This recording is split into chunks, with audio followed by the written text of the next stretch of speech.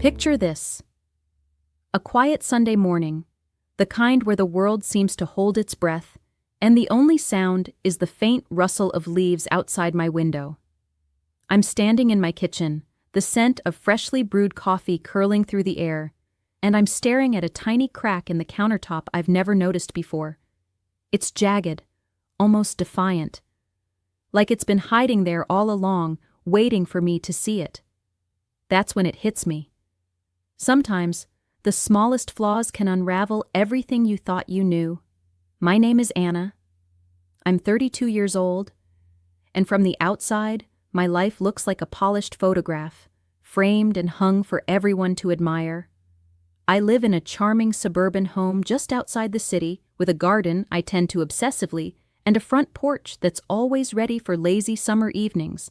My husband, Sam, is the kind of man people describe as a catch. Charismatic, successful, the guy who can light up a room without even trying. He's a marketing executive, always on the move, always closing deals, and I'm the one who keeps our little world spinning smoothly while he's out there conquering his. We've been married for 6 years, and if you asked anyone, they'd say we're the perfect couple.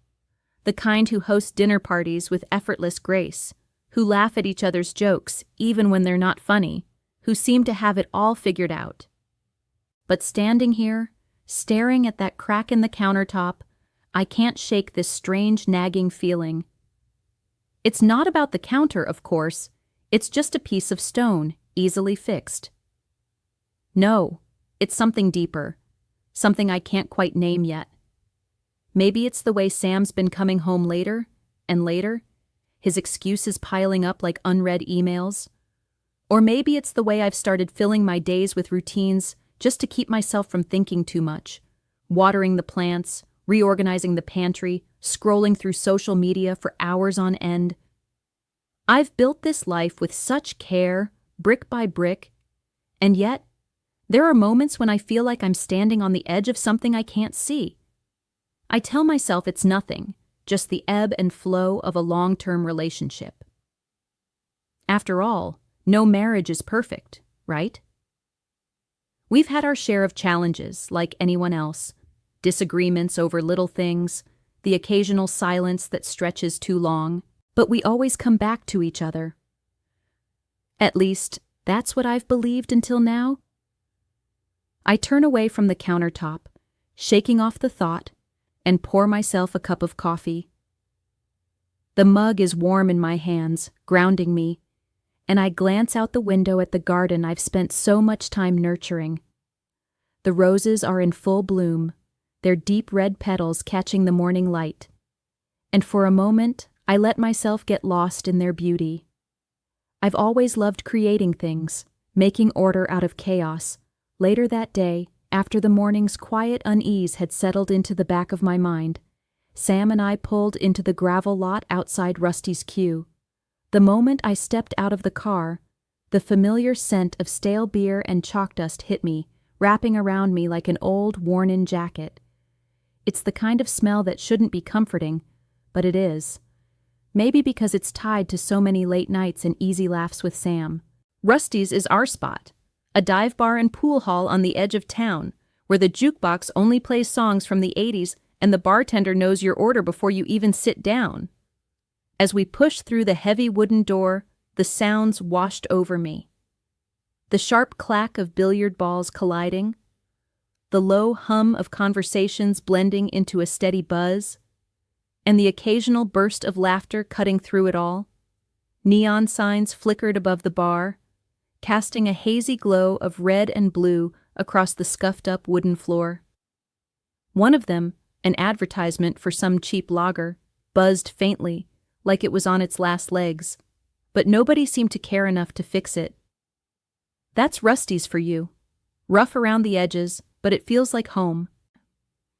We made our way to our usual table near the back, tucked away from the louder crowds by the bar, but still close enough to feel the energy of the place. I slid into the rickety chair, the wood creaking under me, while Sam grabbed a couple of cues from the rack on the wall.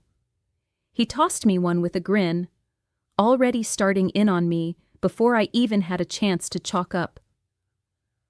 All right, Anna, let's see if you can actually hit something this time, he teased, leaning against the table with that cocky smirk of his. I rolled my eyes, pretending to be offended as I stood up and chalked the tip of my cue, the gritty powder dusting my fingers. Keep talking, hot shot, I've been practicing, I shot back, though we both knew that was a lie. I'm terrible at pool, always have been. But that's half the fun of coming here.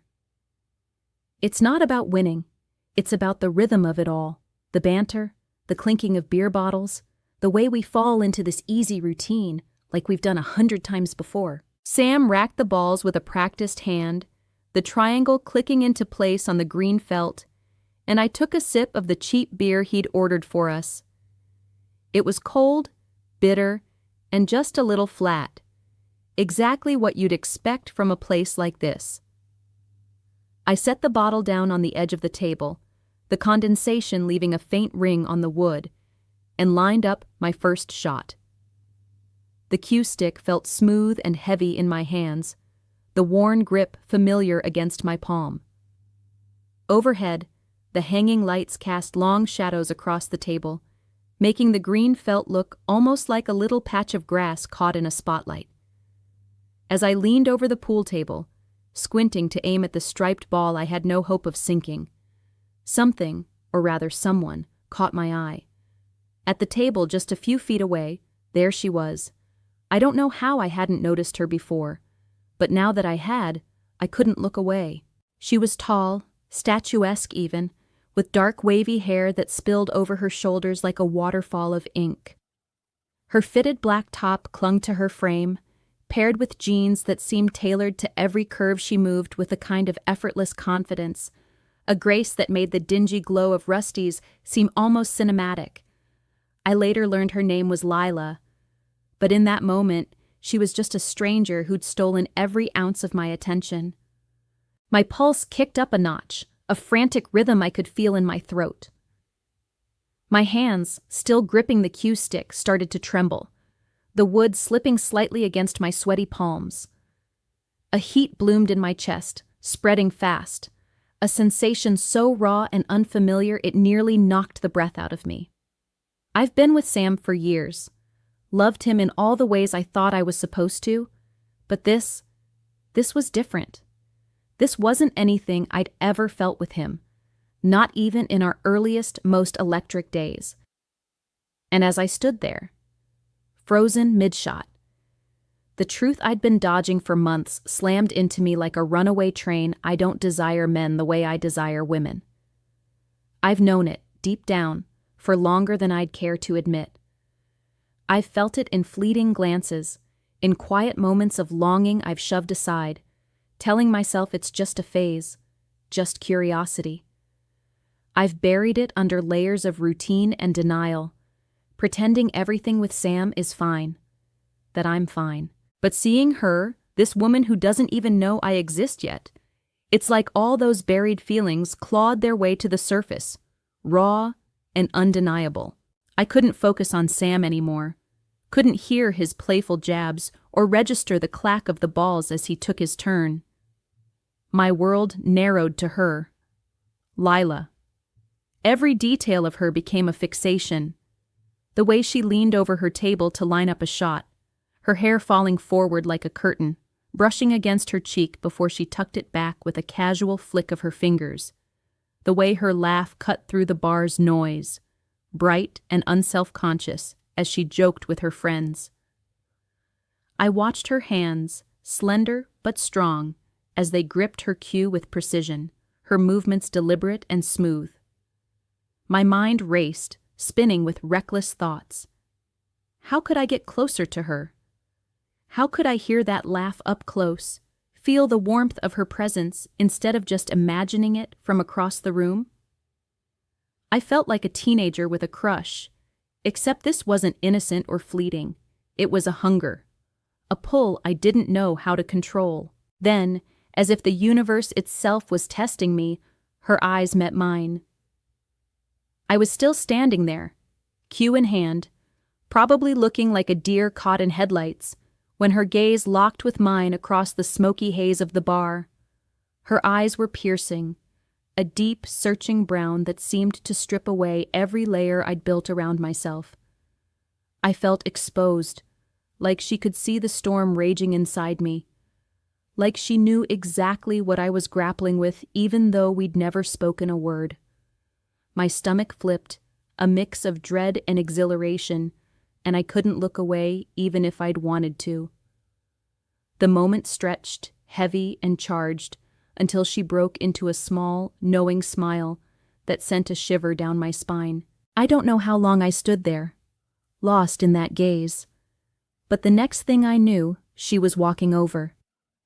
My heart was a drum in my chest, each step she took amplifying the beat. She approached our table with an easy stride, stopping just a few feet away.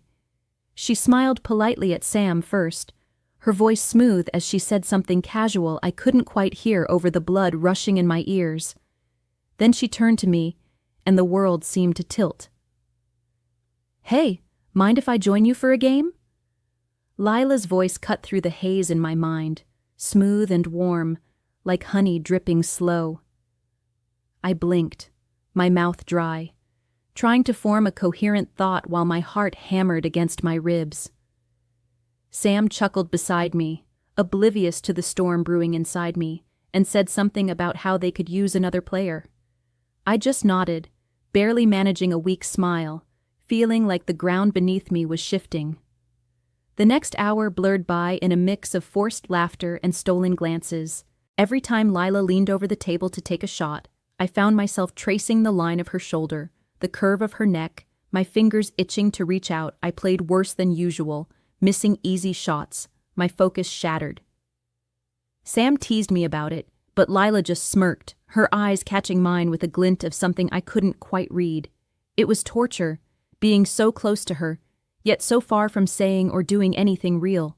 Then came the moment that changed everything. I excused myself to the bathroom, needing a second to breathe, to splash cold water on my face and get a grip on the chaos in my head. I pushed through the crowd, the noise of the bar fading slightly as I reached the narrow hallway. The bathroom door creaked as I opened it, and I stepped inside, the fluorescent lights flickering overhead with a harsh clinical glare. The space was tiny, barely big enough for two people to stand without brushing shoulders. The mirror above the sink was chipped at the corner, reflecting a fractured version of my flushed face, graffiti scrawled across the walls in black marker. Names, crude drawings, random phone numbers gave the place a gritty, lived-in feel. A faint whiff of cheap air freshener, something vaguely pine-scented, hung in the air, doing little to mask the underlying staleness. It was a far cry from the electric buzz of the bar outside, a stark, ugly contrast to the charged energy I'd felt just moments ago at the table. But that energy hadn't left me. It pulsed under my skin, growing stronger with every shaky breath I took. I turned on the faucet, the water sputtering before running cold over my hands. I cupped some and splashed it on my face, hoping it would snap me out of this spiral. It didn't. My reflection stared back at me, wide-eyed and uncertain, like I didn't even recognize myself. What was I doing? Sam was out there, probably lining up his next shot, waiting for me to come back with a smile and a quip. He trusted me, loved me, and here I was, drowning in thoughts of someone else. Guilt clawed at my chest, heavy and sharp, reminding me of every promise I'd made, every quiet moment we'd shared over the years. But beneath that guilt, there was something else. Something wild and reckless, a pull I couldn't ignore no matter how hard I tried. I wanted her. I wanted Lila in a way that scared me, in a way that felt like it could burn everything I'd built to the ground. I was still gripping the edge of the sink, water dripping from my chin, when the door creaked open behind me. My breath caught as I saw her reflection in the mirror. Lila, stepping inside, the faint hum of the bar muffled as the door clicked shut. She didn't say anything at first, just stood there, her presence filling the cramped space like a storm cloud about to break.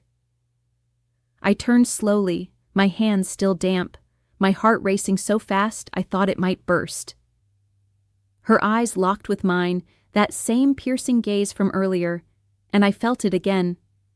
That unspoken understanding, like she could see every secret I'd tried to bury. She didn't move away, didn't break the tension with a casual word or a laugh. Instead, she took a small step closer, and I felt the air between us shrink, charged with something I couldn't name but could feel in every nerve of my body. I took a step toward her, my breath shallow, my mind screaming at me to stop while my body moved on its own. She didn't flinch, didn't pull back. Her eyes held mine, steady and unyielding, as if daring me to cross the line I'd been teetering on all night. My pulse thundered in my ears, drowning out the distant hum of the bar, the flickering buzz of the fluorescent light above us.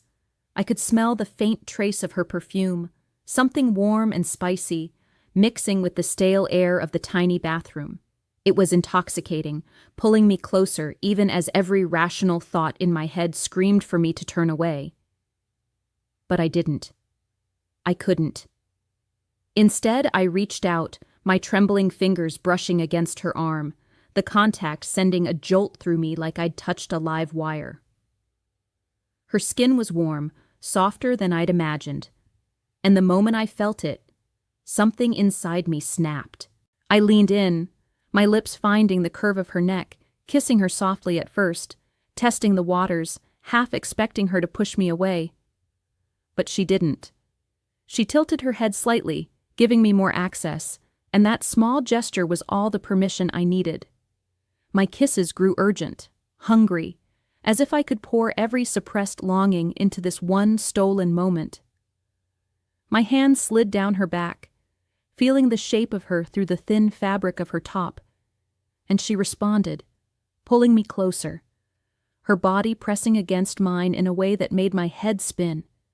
Her fingers tangled in my hair, tugging just enough to send a shiver down my spine, and our breaths quickened, mingling in the cramped space, a desperate rhythm that drowned out everything else. The warmth of her skin against my lips, the faint taste of salt, and something uniquely her. It was overwhelming, every sense heightened to a breaking point. I could hear the soft hitch in her breath, feel the way her grip tightened on me, and it fueled the fire raging inside. But it wasn't just physical. No, this was deeper, rawer, a collision of emotions I couldn't untangle even if I tried. Desire, yes, sharp and consuming, but also guilt, heavy as a stone in my chest, reminding me of Sam waiting just beyond that door. Exhilaration surged through me, the thrill of finally giving in to something I'd denied myself for so long, but shame followed right on its heels, bitter and cold, whispering that I was betraying everything I'd promised to uphold. Yet, in that moment, with Lila's warmth against me, it felt like a release, a shattering of the cage I'd built around myself. This wasn't just a kiss, not just a fleeting lapse. It was a confirmation, a truth I couldn't run from anymore. I am who I am, even if admitting it tears me apart inside. I've spent years hiding, pretending, molding myself into the perfect wife, the perfect partner. But here, in this grimy bathroom with a stranger, I felt more like myself than I ever have with Sam. And that's the ugly, undeniable reality of it. What happened next can only be called one thing. I cheated on my husband with a stranger. I don't shy away from that word as much as it stings to say it cheated.